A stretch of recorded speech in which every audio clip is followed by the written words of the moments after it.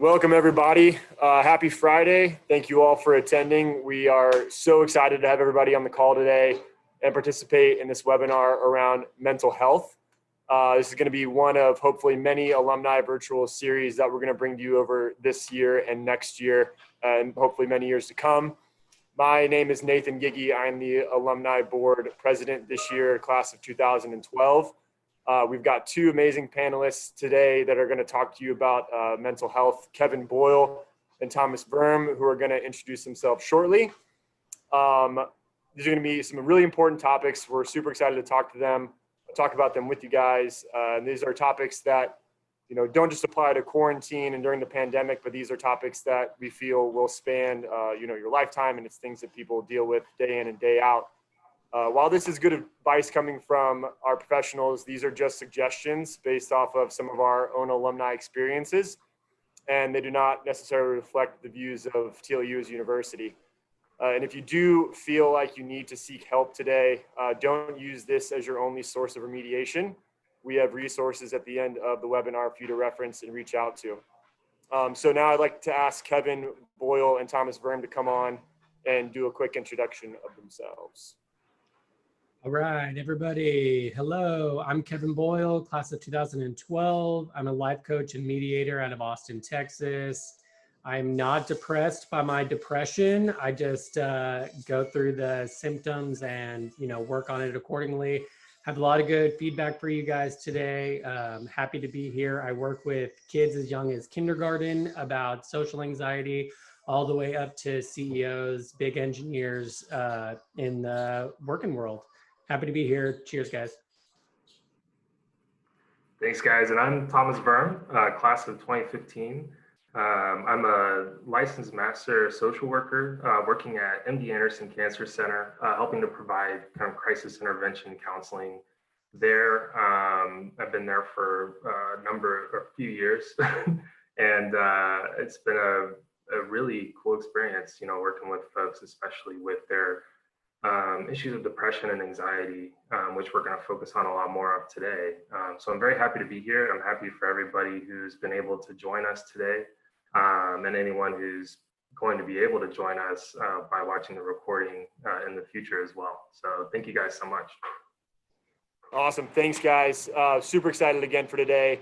A couple of quick disclaimers. So the session is being recorded. Just so everybody is aware of that, we need to say that. Also, this is a safe space, so anonymity is super important. We have no judgment. We're going to ask you if you have questions throughout the presentation. There's an option on this webinar to click the ellipses button, I think, and you can ask a question, and please set it to anonymous if you'd like it to be anonymous. If you are okay with making it known that it's you asking the question, feel free to do that as well. But we want to make sure that you have the anonymity if you'd like it. What we're going to cover in the next 45 minutes, a few things. One, identifying symptoms of anxiety and depression. Any questions that pop up, we'll try to get to those. We have some content prepared, but we want to make sure that we're addressing any questions that pop up. We had a couple of folks submit questions over the past couple of weeks, so we do have those that we will try to get to at the end as well. We're also going to talk about different ways to address these symptoms of anxiety and depression. And then towards the end of the presentation, we have, again, some resources for folks to reach out to if you are battling with these symptoms or know somebody who is. So our goals for today is for you to walk away with a stronger knowledge and understanding of what depression and anxiety are, and just provide a safe space for everyone who's on the call to share your thoughts and opinions. So with that, I want to kick it off to Thomas, who's going to talk about some of the symptoms that we see from depression and start on that. So Thomas, over to you. Thank you. Appreciate it. So depression is actually, still pretty common, within our society. So we would definitely want to go over some of the symptoms really quick. A lot of these symptoms come from the DSM-5, the Diagnostic Statistic Manual, which kind of helps inform mental health professionals how to properly and accurately diagnose our patients as well as we can. And so the first symptom is basically feeling down or depressed almost all day, every day, for around the span of 2 weeks. That's going to be about the time frame we're looking at for clinical diagnosis. And on top of that, you're going to see probably some feelings of fatigue and loss of energy, like not being able to get out of bed, just feeling very physically tired, feelings of worthlessness and guilt almost every single day, impaired concentration, indecisiveness. You might be sleeping a lot. You may not be sleeping at all. You may have things that you do in your normal daily life that would once bring you joy and happiness that no longer do that for you. You might be feeling restless or slowed down. And we're talking about two extremes too, when we're talking about these kind of contradicting parts in the symptoms. We're thinking about reoccurring thoughts of death or suicide, obviously. And that's not just like a fear of death, but it's kind of like a consistent, pervasive thought of death and kind of being stuck thinking about death a lot. And then significant weight loss and weight gain can also contribute to that symptomology. And as we have listed there in the slide, we're looking at about like 5% body weight difference within a month. And Thomas, so, quick question on these. Is there like one symptom here that is more prevalent than others? Or is it a combination of a lot of these things? Is it, one big thing or two or three, or is it all of these symptoms that cause you to be depressed? That's a great question. So the biggest symptom is that feeling down and depressed almost every single day. That has to be there in order for there to be a clinical diagnosis. However, it really is a mix of these symptoms at the end of the day. Taking a look at probably having a majority of these going on at once. That's where we get the diagnosis for major depressive disorder, which is kind of the symptomology that we're discussing now. But depression ranges from, a wide range of time period of severity of the symptoms. But for major depressive disorder, which is a pretty common form of depression, this is looking specifically at 2 weeks, feeling probably most of these symptoms every single day. And Kevin, I know that quarantine has been an experience for you in this realm. So why don't you talk a bit about what you've experienced in your personal life over the past like 6-7 months and give the audience some insights to that one. Yeah, so this was quite if you are a science background, it is a closed environment. You can really figure out what is going on. And that is what happened to me, positive or negative. It was a good way to track my symptoms, but I had never known that hypersomnia was even a thing. I'm a huge napper. I've always been a napper. I almost brag about it. Shout out to me taking another fat nap today. And that is a sign of depression. It truly is. And I did not know that at the time. And that was leading up to quarantine for sure. But the hypersomnia super set in for me during quarantine. Sleepless nights, not even wanting to sleep, which leads to the impaired feeling, or I think that's my timeline that I tracked, leads to feeling like you're not driving as well as you used to. There's a lot of connections. If you can make a timeline, that is really how you can get to it.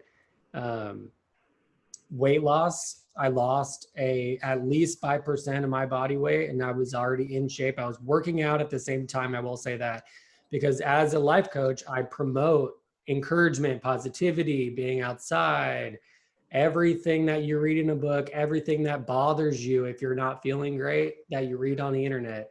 I promote it and I do it myself. So I was practicing everything that I should to get out of this rut, but I could not. Something was grabbing me. And I was working out, which was not the sign of my weight loss, though. I lost way more than 5%. And then I put back on way more than 5%, all within an eight-week radius. So it'll drop you, it'll pick you back up. Those are the signs. Things that are abnormal. Feeling super energized at 2 o'clock in the morning when you woke up at 6 a.m. to work, not normal.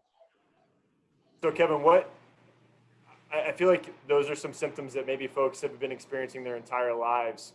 What was kind of the aha moment for you when you felt like, hey, this is more than just normal fatigue, you know, more than normal weight loss? What was it that triggered in your mind to go and say, hey, like, I need to talk to somebody. I need to figure out what's really the driving For factor? sure, for me was the hypersomnia, because I did not even know that was a thing. And that something led to me feeling like I was not grounded. Walking, driving, just feeling spacious, like in your body. I mean, there's an out of body experience that came with it for me, for sure. Just clouded. But I mean, you're so hyper focused, and that might be part of it too, hyper focused on certain things, because like I said, I'm a motivator, I'm an energizer. That would be it for me, was the hypersomnia. And and during quarantine, for sure, there's such a lack of guidance that can be a huge trigger for anybody with lower symptoms of anxiety or depression. All the triggers. I am a co-parent, so I have a 4-year-old that I work with that I have to, you know, I'm always on my best behavior. It's like in the back of my mind, trying to be super great, super energized, super on top of my game, and having the two sides there of having to step up all the time and then just being your normal self. That was really my trigger, was I'm not being me. I am literally trying to meet up to some unexpected standards, and all of those triggers trickled to true depression, especially in quarantine. Yeah. So Kevin, could you tell us a little bit about what you think helped the most once you were able to kind of identify those issues? Were there any kinds of like thought processes or interventions you were able to use to kind of help address those? Yeah. So first of all, meeting with a psychiatrist was the first thing that I had to do. So after I felt like I wasn't grounded, it became I was making phone calls, trying to make a timeline of why I was feeling this way. So my family started to notice that I was not in my right self. Not necessarily out of my mind or anything like that, but I just was not being the Kevin that they know, which is scary for people. And it was certainly scary for me. There's breathing techniques that I focus on, but as an athlete, I felt like that wasn't strong enough for me. I do them now, obviously, and I love them, of course. But meeting with the psychiatrist and getting on medication, honestly, was the answer for me, truly. Kevin, who's our guest there? This is Kennedy. He's 4 years old. Say hi. Hi. Hey, nice to meet you. Yeah. Thomas, what people have been maybe coming to you more so over the past 6 months talking about depression. What do you say back to them to kind of help them with their next steps? If somebody's coming to you and say, hey, I'm feeling a little depressed, what should I do? What should I look for? Maybe they're talking about a friend of theirs who they feel like is experiencing symptoms of depression. What's kind of the next step to take? Yeah, so a lot of times whenever we see folks at the hospital, we really want to go over what kind of symptoms they're having and try to see what those symptoms are related to. You know, is it you know, a fear of like a diagnosis or a fear of treatment that's causing feelings of depression? Is it something outside of their cancer diagnosis or treatment? Like maybe there was a falling out within the family, or you know, there could be a number of different reasons why folks start to feel depressed. And especially now as we see, you know, lots of folks becoming unemployed, and financial issues are a really big factor leading to lots of issues of depression. And so I think finding out what the context of that depression is first is really important, and then going over the symptoms with them, trying to figure out exactly how much of the symptomology they're feeling, so that we can try to help either provide them with a resource that can help them out, or be able to help them kind of process that information and come up with, you know, different ways that they can address this kind of stuff at home. Awesome, thanks. So folks, want to remind you, if you have questions, feel free to enter them into the webinar chat. You should just be able to go up there and ask a question through the ellipses drop down. I want to move us on to the next topic of today, which is anxiety. So in similar fashion, Thomas, why don't you give us some information about anxiety and some of the symptoms and facts there? Yeah, absolutely. Anxiety is a big one, especially for us in the US. Of folks that are 18 years and older, there's about 20%, maybe a little bit under 20% of our population have symptoms that can be connected to like a diagnosable anxiety disorder. And only probably about a third, maybe a little over a third of the people that have those symptoms actually pursue treatment. And so for us in the US specifically, anxiety has become kind of a bigger issue, over the last, few decades. And these are issues that are highly treatable. There's a lot of interventions for them, including medication and therapy. So that's why we think it's pretty important to talk about this. But you can see on the shared screen kind of some of the symptoms that are related to it. And a lot of these can be mapped onto the pandemic as well in terms of what kind of thought process folks are in right now. Persistent worrying or anxiety about things that are out of proportion of the current or of the events that are going on. And that's really not, in terms of like the pandemic, but in terms of like social anxiety. Say you talk to someone and you forget their name and you can't come up with the name in the middle of the conversation. Someone with a significant form of social anxiety is going to have that on their mind over the next several weeks to several months, because they've focused in on that specific situation, and they're coming up with thoughts of like, man, this person thinks I don't like them, or like this person thinks I'm dumb for like forgetting their name. When in reality, it probably wasn't that big a deal. It probably was just a little blip in the conversation and everybody moved on. That person probably never thought about it again. But when we blow these things out of proportion, sometimes it can be very difficult for our minds to let go of. Overthinking different plans and like always thinking about a worst case scenario, that is a good sign that you probably have a lot of anxiety beyond the norms. Not everyone will sit and think about the worst case scenario all day, every day. So if that's something that you're experiencing, you may want to check it out. Is there a difference between feeling anxious and having anxiety? Because maybe that's a dumb question, but like I feel anxious sometimes, and I feel like it comes and goes. But is there a difference between, again, that feeling of being anxious versus being diagnosed with anxiety? Do you want to chime in, Kevin, real quick, or do you want me to answer that? I do not. I coach on social anxiety. I do not have social anxiety. I have a different kind of anxiety where my house is one of the most organized places that you're ever going to see, because I do not sit down ever. I do not chill. I'm not sitting on my couch. It's been better lately, of course, now that I've been on this new path.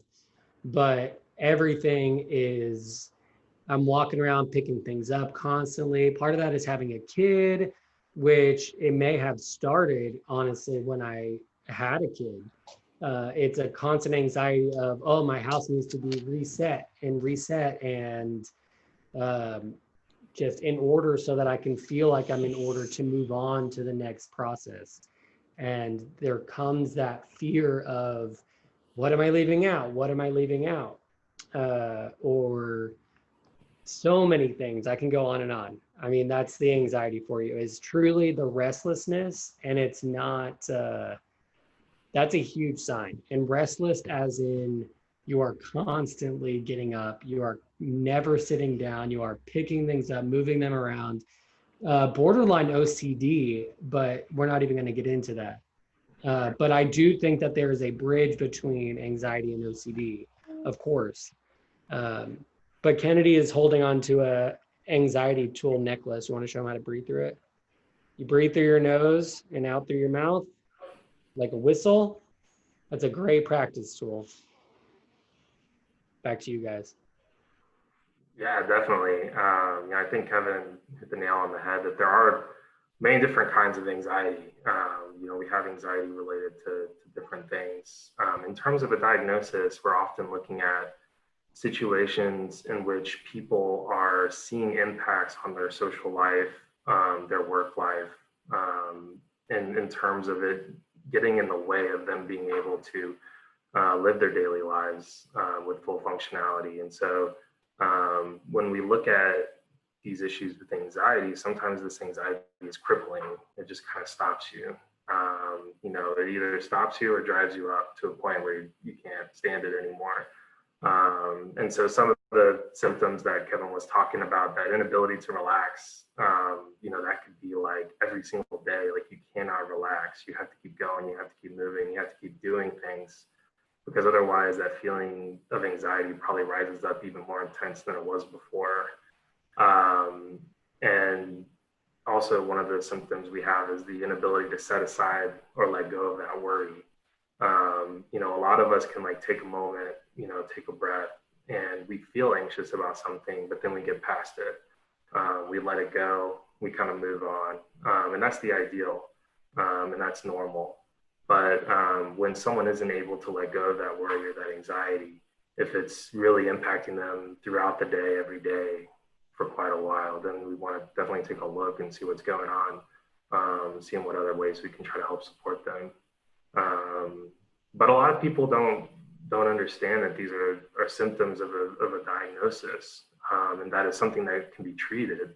And so oftentimes they don't realize that this is something that they can definitely get help on until they get to a point where it really affects them. And then we can get them help and try to get them situated to kind of help them live their lives to the maximum that they can. What are some of the treatments for anxiety? I mean, is it medication? Is it breathing exercises like Kevin was mentioning? Is it a combination of different things, whatever works best for you? Like what are some of the main treatments, and how does one go about maybe figuring out what's the best treatment for them? Yeah, it's really about what ends up working best for you. No one therapy, whether it's a therapeutic framework or a medication or a breathing exercise, works for everybody. There's nothing that's like universal that we can just set out there and say like, hey, do this and it'll be solved. And so it's really a personalized process. Usually whenever we start to discuss interventions with patients, we would usually try to start with therapy to see if that helps kind of reduce the symptoms to something that's manageable for them. Because a lot of times our cancer patients have so many medications that they have to keep up with. There's really like a pushback on wanting to take more medication, or they don't feel like they like the way the medication makes them feel. But there are different modalities, whether it's therapy, exercises you can do at home, and medication that can really like all work together or work separately depending on the symptoms the person's having and the severity of that symptom. Kevin, what do you think? So I've been a runner my entire life, 10 years old, cross country started. My dad was a coach, which is why I started so young. Absolutely helps with my anxiety. I think that I had ADHD and anxiety as a child that I never went prescribed for, in a positive way. And it worked for me. Whatever level I had was executed by running around the block multiple times. But I get off of my exercise track when I get stuck. And that definitely makes a difference. But I have been in a situation where I'm exercising, I'm getting it, I am crushing it, as in my health is the epitome of health, but I am feeling like I'm missing something. And it's not a person, it is not a job, it is not, necessarily my friends. I mean, through the pandemic, I think that that's all an accumulation of something, but it is definitely exercise is my top recommendation. But for me, it was meeting with a therapist and having a person to have a backboard that wasn't my boss, that wasn't my brother, that wasn't my mom. That really did it for me. is having somebody that you can go to and say, hey, this is just where my head is at. And it could be crazy. You could just have some dream that you're trying to get across to somebody. But in regards, it's just another person that has no context to where you should be going. They only care about where you are and where you want to be. And that's huge. It truly is huge to be able to get those words out. Or it's almost like writing, they say, write a letter and don't send it. You know, if you have a bad relationship, write a letter and don't send it. Have that conversation.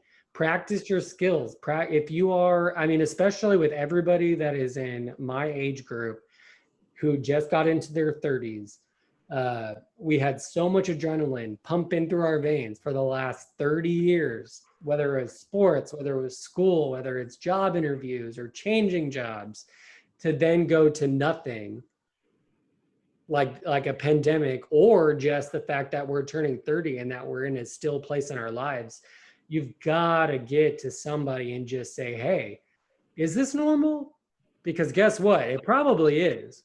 But you want to hear it from a professional, somebody that knows what to look for, somebody that knows that they can tell you, maybe that's not normal, because maybe your feelings are a little bit too extreme, like mine. Maybe you're feeling a little bit too disrupted. Maybe your chemicals are truly imbalanced and you are being shut down by your own personal body. So truly getting it out and getting somebody to give you that report is so promising, and I can't recommend it enough. Yeah, having a third party to kind of look at how things are going and to kind of talk about, you know, what kind of issues you're facing and what kind of reactions you've had, it definitely helps a lot. You know, I see a therapist occasionally, just within relationship to my work as a counselor. You know, I want to make sure that I'm taking care of myself whenever I'm trying to take care of others too. And so it's definitely something that I practice myself, and being able to have someone that I can reach out to talk about these different feelings I've had, in order to make sense of them, get validation on them, and help address them. Thomas, So we had a question that came in over the past week, and the question was, how do you know when someone is not fine? And I think I'm going to interpret that a little bit, but you know, intrinsically, when we're seeing these symptoms in ourselves, right, we may think that something's going on, but then others are asking us about how we're doing, how you handling quarantine. Oh, I'm fine, like I'm all good. How would you be able to start to peel back that onion layer, right? When your friends are saying, "Oh, they're fine," well, how do you know when they're not fine? I think that's kind of, I wanted to give some context to the question, but I think that's one of the ones that came in. Yeah, definitely. I think that oftentimes whenever we experience something that's on the level of like a diagnosable disorder, I think that the friends and family that we're closest to can tell the difference in the way that we're acting and the way that we're behaving. You know, I think that they can catch on pretty quickly on when things are different, you know, being able to sense that. And so I think if you have folks in your life that have reached out to you saying like, hey man, like, you know, you've been kind of wild recently, like, are you good? Like, a lot of times you may think like, oh, this is how I always am, because we don't always realize that those are the symptoms that we're experiencing. We don't have the vocabulary or the knowledge to attach the two. And so I don't know if Kevin's had any experience of folks that have kind of noticed behaviors. I know that my wife will tell me whenever I have days that I come home, and she's like, "Are you good? Like, you know, you look just worn out." And that's a good sign to me to you know, figure out what's going on. I think for me, certainly during my worst times, when I was feeling truly like the symptoms say impaired, when I had mentioned to somebody that I wasn't driving well. As soon as that happened, things really started to trickle, because I am so rambunctious all of the time. It would be really hard to pin me down. That is why I think I went so many years without actually having any help is because I am so rambunctious, I am so positive, I am so whatever you want me to be. For myself, though, also, like Nathan said, intrinsic motivation is my thing. That is kind of what we grew up on. That's what I love and promote. But certainly, it's the anxiety that crosses over, I think. I think I was coming across scared, honestly, or just super sporadic. Sporadic for sure is the word, but I think scared also fits in there, as in not knowing what's going on in your own body. I mean, we are so far past puberty. We have our conscience in our bodies that are built. We have our inner voices, which is also why I love therapy, because they are a good resource to vouch your inner voice. But I think not feeling comfortable in your own thoughts. And that's not suicide related. That is just if they're right, if you're thinking the right thing, if you're on the right track. Because your mind might be going 1,000 miles a minute, which I'm sure it is, like mine was. Truly just not feeling like you're having too many thoughts for them to make sense. And then other people start to notice because you're asking more questions also.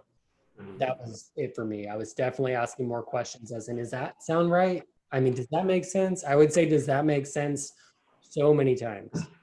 Yeah, and I think you know, to what Thomas said off the get was around, you know, if people close to that person are sensing something off, right, they need to speak up. And it's interesting because I live in Seattle, so a lot of my really close friends are in Texas or California or Chicago or somewhere, and I'm disconnected from them. And even now during quarantine, right, I'm not interacting with them physically much at all, if ever.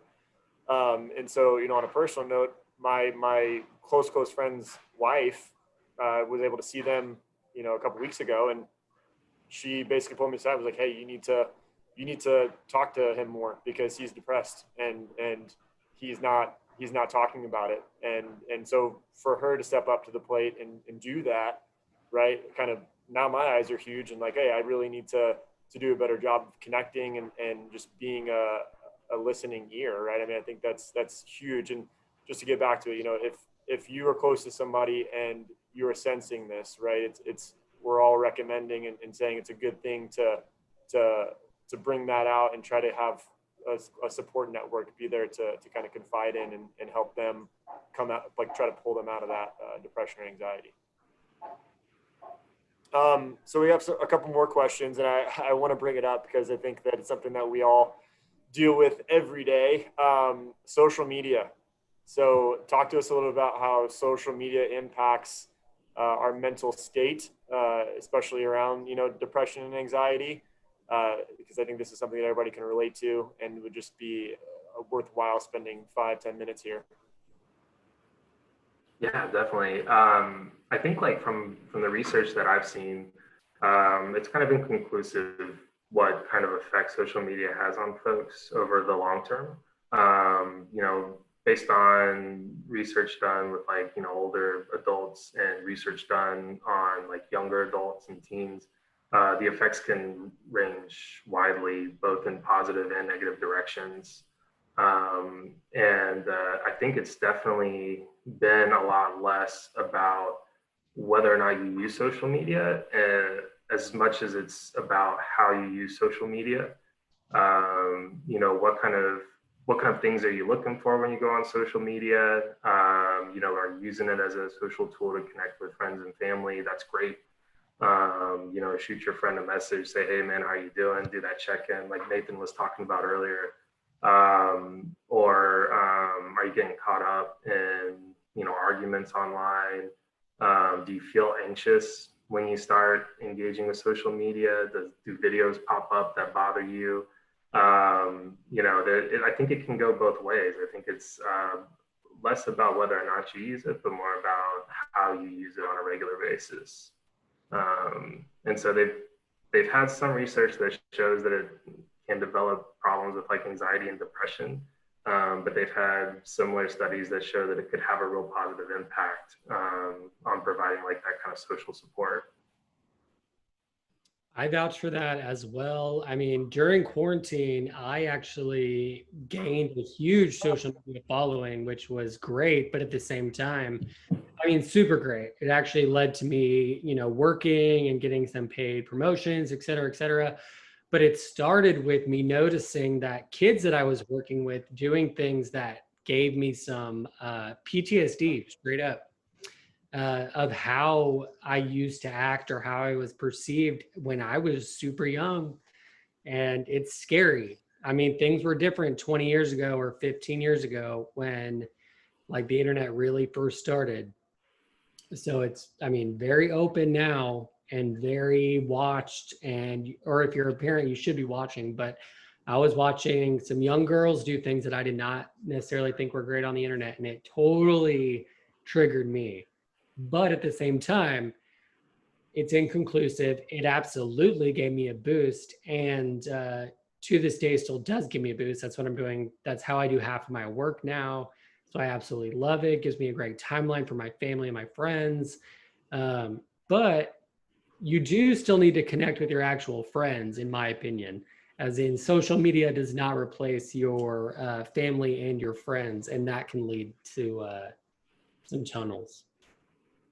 Yeah, I'm, Yeah. I'm a big fan of the whole, using your phone as a tool rather than something that works against you, right? Make it work for you than against you. And there's a lot of links and information out there online, and just Google it. How do I make my phone work for me? And a big step is getting rid of some of the social media apps. I've deleted the applications off my phone, and I just look at on Facebook and Instagram, but I have to go through Safari, and it's way more of a pain to go through Safari, and it doesn't work well. So you kind of get annoyed and you want to get off of it rather than sucking you in through the app and how the app's designed just to keep you going. But yeah, thanks for sharing that. I think that that's something that a lot of folks on the phone of any age or on the webinar can relate to. Got about 7-8 minutes left here. I wanted to ask another question that I thought was, I love this one because it's something that my fiance and I joke about all the time. But the question was, do you have any helpful hints for a seasoned married couple who have spent many isolated days together 24/7 due to COVID-19 to not get on each other's last nerve? And I think that's anybody in a relationship or even anybody with a roommate, right, can relate to this question. So Kevin or Thomas, why don't you kind of give us your opinion on how do you stop from strangling the other person that's in the room with you when I you're with them? want to say own your independence. Get back. I mean, that's a great opportunity. I do plenty of divorce mediation. So I would say don't get divorced, love each other, find your independence. That's a great opportunity for you to find new attraction within each other. If you need to get an old hobby back or a new hobby, and take that time to do it. Make it clear, set some boundaries, say whether it's crocheting or running or cooking or baking, if you want them to come in and join and do it together, that's great and that's perfect. If you want them to literally go outside while you're cooking or having a moment, that's even better. Take time to do your own thing so that they can remember why they love you. They're there for a reason. So do your thing, do your hobbies, own yourself, be yourself, and let them take it in. That's my 2 cents. Yeah, that's pretty good advice. I'm not by any means specialized in couples counseling, but I know that a lot of times whenever problems start to blow up, it's not one problem or one thing that happens. It's accumulation of small things that build up over time. You start building, whether you know it or not, you start building like a little bit of resentment towards your significant other. So, and that can be the same kind of the same kind of way that we interact with roommates or friends that we're living with. It just slowly builds up over time until it explodes, and then nobody knows how to handle it. So the best. Don't forget that they are your roommate, whether you're married to them or not. Yeah, yeah, and I think like the biggest thing is to make sure that you can talk about that whenever you start to feel really bothered. That way both people are aware of it, because sometimes both people are not aware of it. Myself included with my wife, when the dishes start to pile up, she won't tell me to do the dishes, but she'll leave them there until I decide to do them. And so I have to take that sign to say like, okay, I need to go ahead and get that done. But sometimes that communication is lost. You don't see that sign. And so someone builds up a lot of, resentment or angst about a particular issue, and then it just blows up and nobody knows where it's coming from. But now you're having an argument about something that's super small and dumb, and you're not really sure how you got there. Usually it's because these little things stack on top of each other and until they topple down, and that's when you really start to feel all that emotion at once. That's a really good loop around. All right, let's do one more question before we drive it home with some resources for folks on the call to use. So real quick, last question. What are some ways to ease anxiety in children under 10? So for some of the folks who are listening and have some young kids who are, going through this and really living in an uncertain time and missing their school and their friends and maybe getting a little anxious and dealing with anxiety, what are some ways to help the little kid, the young kids get through this? Thomas, I'm going to go first again. With kids under 10, kids in general, you have to listen. You're going to think, or you may not, but a lot of the time what I've seen is that parents think that they're just misacting, acting up, I've seen it comes across as anger in children a lot of the time because they feel so restless that they are just acting out.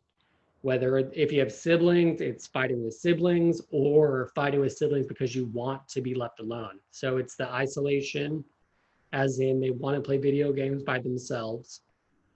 And then it becomes such a problem to parents or outside sources because they are being so isolated that then you go in and try to attack the source, which is the kid, and that makes them act out because that's their comfort zone. So you got to get outside of that box, let them have their time. Definitely get outside. I cannot stress enough how much exercise is so important for kids with anxiety. Even more than adults, that's a savior, 100%. They're not going to want to do it all the time. But you have got to get that vitamin D. You've got to get outside and make it a walk, make it a run. If they struggle with groups, talk to them about that and then go from there. They may not want to go to soccer practice with 10 kids. They may want to do more one-on-one. And even getting deeper in that, they probably just want to go outside with mom or dad. So that's my 2 cents. Yeah, definitely good points. And yeah, especially on the point of exercise, I know there's been tons of studies that show exercise has a very positive impact on our mental health. It definitely helps us to process things and produce, the right kinds of chemicals within our body to help us feel better at the end of the day, or help keep those levels up throughout the day if you work out in the morning. And one of the things I'll add, I know especially whenever I work with kids whose parents have a cancer diagnosis, a lot of times parents will say like, how do I talk to my kid about this? Or like, I don't want to mess up my kid, if they see me crying or if they see me anxious about it. The truth is that kids look to their parents a lot to get information on how to deal with problems. And so if you're feeling anxious, it's okay to let your kid know that you're feeling anxious too. And you guys can kind of walk together in that and say, it's okay to feel anxious. This is what we do when we start to feel anxious. And you can do a number of different activities or go on a walk, like Kevin said, do breathing exercises. But ultimately, at the end of the day, your kid looks at you all the time, especially during quarantine. If they're at home with you, they're watching you all the time, and they can pick up on those coping behaviors or lack thereof. If you guys don't handle the anxiety and stress very well, the kids can pick up on that as well, and they start to develop the same kind of ways that you cope with the issue that's going on. So I would say that being able to talk with your kid about anxiety and just say like, that this is something that, mom and dad has too, and helping them understand like that this is something that they can talk about with you, and this is something that they can work on with you if they ever feel like they need to, is super important. Awesome. Well, thanks, guys. I know we wanted to share a couple of resources. Thomas, do you want to walk the audience through where they can go for help on some of these things before we close out? Yeah, absolutely. So we have a few resources on the shared screen. It's the two big ones that I wanted to make sure you guys knew about. Is the National Suicide Prevention Lifeline.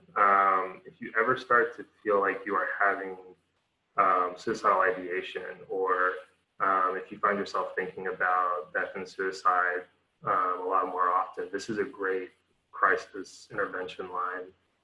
These folks will talk to you and help you work through that moment, because oftentimes you can get through it, within like 30 minutes. A lot of times folks report that their suicidal ideation or the urge to complete suicide is very short-lived whenever they're not able to help themselves through the process. And so once they get past that time frame, oftentimes they feel better, they can think about it a little bit more clearly, and they can feel supported by the folks that they call, and they're all great people that work there. The resource that we typically use to help folks find counselors in their area is through Psychology Today. They have a kind of a search engine that you can use to find a therapist, psychiatrist. You can look for like telehealth options if you're interested in doing like video chats or phone calls. Sometimes they'll connect with you with someone who can relay back and forth to you through text message. And so there's a lot of different formats in which you can receive that kind of help and that kind of assistance. And you can search for all those through that site. There's a website, and I'll post it onto the TLU Alumni page that has pretty accessible resources to help with self-examination of like your own stress, your own feelings of depression, your own feelings of anxiety. And they'll use like standardized tools to help you figure out like, is this something that maybe I should bring up with my doctor or with a mental health professional? I think it'd be a really good resource. I can include that link on the TLU Alumni Facebook page. And if anyone else wants the link, they can also email us. I'll be happy to send them that link. Awesome. Well, Kevin, Thomas, thank you guys so much for joining the call today and talking us through some of these points. Everybody on the phone or listening to the webinar as we close out, hope you learned a little bit about depression and anxiety, some of the symptoms that cause them, and just where to go if you're feeling any of these symptoms or know anybody that is a close family or friend that is seeing these symptoms as well. So hope you learned a little bit today. I know I did. We're, really thankful to have everybody participate and join today. We'll post some materials out there and just really have a great weekend, and we'll hopefully come with some more virtual events here soon. All right. Take care. Go Dogs. Go Dogs.